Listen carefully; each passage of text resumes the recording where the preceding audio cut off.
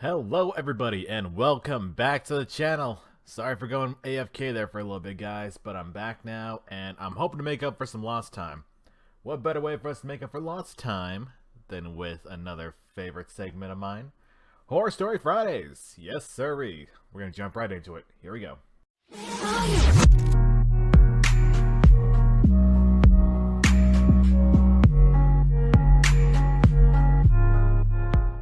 Second verse, same as the first. Lights! This story takes place during the last time I ever went to summer camp, and with everything that's going to be told here, you'll understand why. The year was 2008, and the summer camp that I went to was in the Rocky Mountains of Wisconsin. I was only 12 at the time.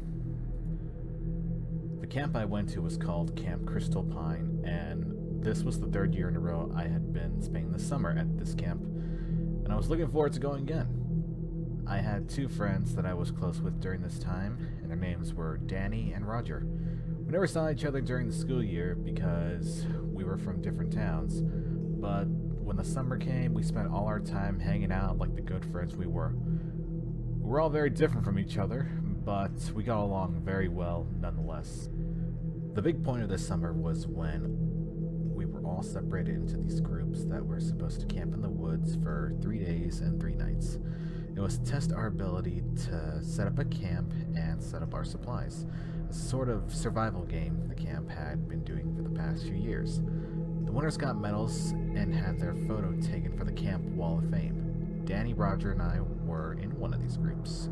We were definitely looking forward to doing this because we were excited to rough it in the woods as well as spend time with each other as bros. I actually snuck in a few comic books in my backpack, even though I wasn't supposed to. Now, this camp activity was graded on 3 big factors, and they were the ability to set up a tent, to make a campfire, and to cook the canned supplies that we were given in our supplies. Every few hours, camp counselors were supposed to come by and judge our campsites, but we had the majority of the time to ourselves. We also loved how spaced out all the camps were from each other. It definitely gave us the more secluded feel from everybody else.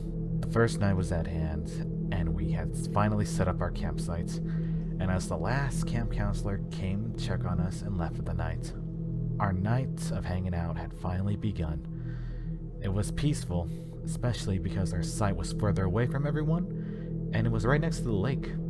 We spent the first few hours of the night catching up and talking about video games, sports, and other things. As we turned the lights out for the night, we left the campfire going so we could have some light if we needed to step out at any point. I slept for what felt like a few hours, but I was woken up by this loud, inhumane shriek. All 3 of us woke up scared out of our minds. At first we stopped and listened. Maybe it was all in our heads. Maybe this actually wasn't happening. Just then another shriek rang out across the area. This time it was closer to our tent, and it felt like it was only a few meters away. I was still stunned by what I was hearing, but my friend Danny stood up and went to take a peek through the zipper in the back of the tent, and he froze. We tried calling out to him, but he just stood still. He didn't move, and he didn't answer us. It was only when Roger put his hand on his shoulder, and he finally looked back, and he had a terrified look on his face. I finally crawled over to the opening in the zipper, and I took a look through, and my blood ran completely cold. I didn't even know what I was looking at, but this creature. It had long, skinny limbs, crawled on all 4s. It had this gray, wrinkly skin, and it was absolutely bald. It had these hands that were claws and teeth that were savage, as best to describe them. It stood there in the clearing behind our campsite, crawling around in the dark, just screaming. We all knew that if we wanted to live, we had to stay quiet, but just as we were going to step back from the opening in the tent, the fire made a crack sound. This drew the creature toward the campsite. We all stood in place knowing that any more sound would give us away for sure, if it didn't already. Just then we heard one last scream.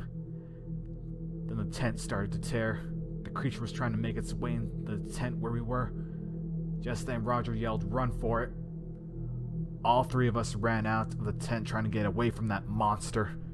We figured the campgrounds would be our best bet, but the creature was way too fast. It clawed my back and knocked me to the ground. For a moment, all of us, even the creature, didn't move. It stood there staring at us with its small black eyes. We stood there right next to the campfire, and seeing it illuminated with the fire made this sight all the more chilling. Danny and I stood close to the fire, then Roger. I laid there bleeding with the wound on my back, and it hurt worse than anything I'd ever felt in my life. For some reason, the creature didn't come any closer to us. Roger took a step back away from us, and in the moment he did, the creature started baring its fangs at Roger. I looked at Roger, and I looked at the creature. I realized something. Danny and I are way closer to the fire than Roger is, and only reacted when Roger stepped away from us. I told Danny and Roger to move toward the campfire. My theory was right. It circled us, but it didn't come any closer. We knew we had to stay put, otherwise it would have gotten us. We kept eyes on it always, never letting it out of our sight, and vice versa. Danny took off his jacket and used it to help put pressure on my wound. It had to have been a few hours, but it only felt like a few minutes, because just then, we started to see the sun come up. Just then, the creature let out one big loud scream, and it retreated back into the woods. We took the opportunity to run as fast as we could to the counselors and tell them what happened. They didn't believe us at first, but when we showed them my wound, they believed us. Other campers reported hearing screams from some creature, but we were the lucky ones it decided to attack that night. The camp shut down operations for that summer. They called in police, dogs, the whole 9 yards trying to find this thing, but nothing was ever found. The camp is still open to this day, and nothing like that ever happened again, but my friends and I never went back. I still have scars from this day, both mental and physical. I just can't stop thinking what would have happened if I didn't figure out it hated the